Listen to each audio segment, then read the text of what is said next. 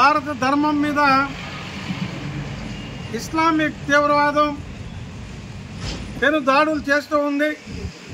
ఈ ధర్మానికి హాని కలిగించాలని చెప్పి ప్రత్యేకించి భారతదేశంలో ఇస్లామిక్ ఉగ్రవాదులు వచ్చి హిందువులు ఇతరులను వేరు చేసి సెలెక్ట్ చేసుకొని కాల్పులు జరపడం, దానికి ప్రతీకార చర్యగా ఉగ్రవాద శిబిరాలను భారత సైనికులపై ధ్వంసం చేస్తే ప్రపంచం మొత్తం ఉగ్రవాదాన్ని అణచివేయాలని చెప్పి ప్రపంచ దేశాలు కోరుకుంటున్న తరుణంలో పాక్ సైన్యం మాత్రం యుద్ధానికి సిద్ధమై ఉగ్రవాదులతో కలిసి సాధారణ పౌరులను హతమారుస్తూ నిరవధికంగా కాల్పులు జరుపుతూ ఉన్నారు.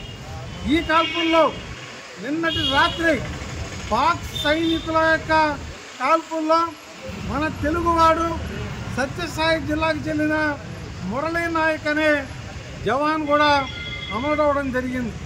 ప్రత్యేకించి పాకిస్తాన్ యొక్క ఉగ్రముఖలు ఏ కుతంత్రాలు పన్నుతున్నాయో, చైనా ఆయుధాలు వాళ్ళు ఏ విధంగా సహాయం చేస్తున్నారో అర్థం కాని పరిస్థితుంది.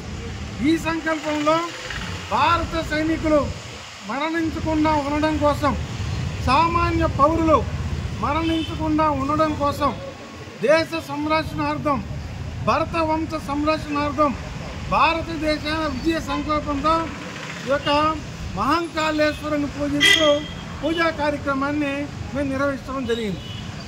ఓకే.